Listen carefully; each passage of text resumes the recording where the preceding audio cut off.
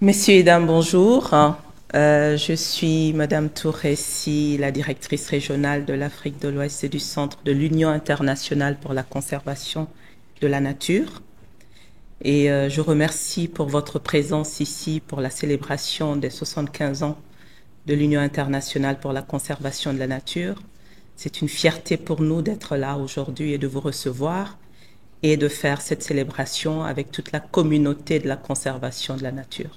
Toute ambition de développement d'un pays et d'une communauté d'ailleurs doit être en phase avec ses objectifs de conservation de la biodiversité, car cette biodiversité intervient à tous les niveaux de notre vie justement, qu'il s'agisse du niveau alimentaire, du niveau sanitaire, voire sécuritaire aujourd'hui, ce qui nous interpelle en tant qu'acteurs de la conservation.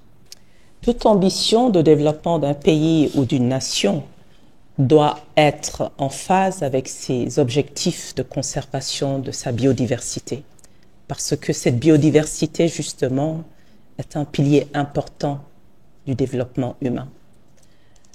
La conservation de la nature est ainsi au cœur de toute stratégie de développement, qu'il s'agisse du végétal, de l'animal ou de leurs habitats d'ailleurs, ce qui est important. D'autant que ces ressources naturelles constituent un déterminant pour notre bien-être en tant qu'humain, mais également pour l'équilibre de l'humain avec la nature. C'est ainsi que se justifie en fait la vision de l'UICN qui veut un monde juste pour la conservation de la nature.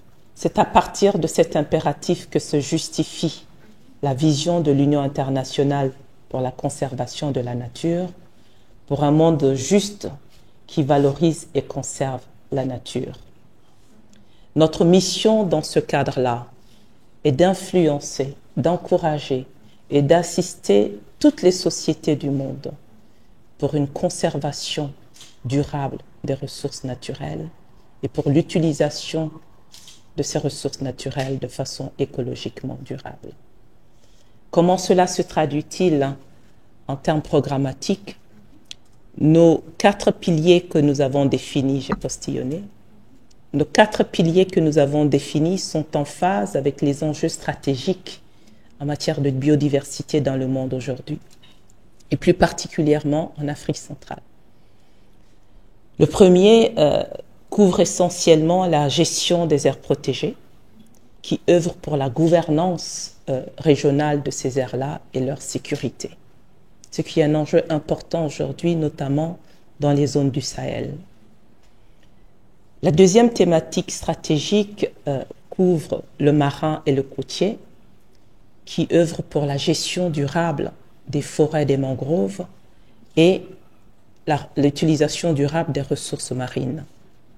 Le troisième pilier est naturellement les forêts, parce que nous sommes en Afrique centrale également.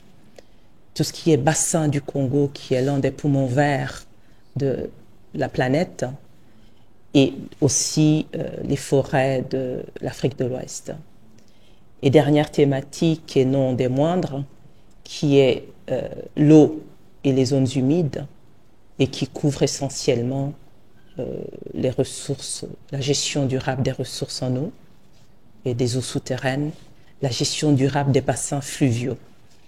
Alors tout ceci, toutes ces stratégies gravitent autour de l'humain parce que l'humain est au cœur de notre stratégie. Nous œuvrons pour le développement durable, naturellement, et nous mettons en valeur le savoir et les connaissances des peuples autochtones avec lesquels nous travaillons et qui sont un pilier central de notre stratégie.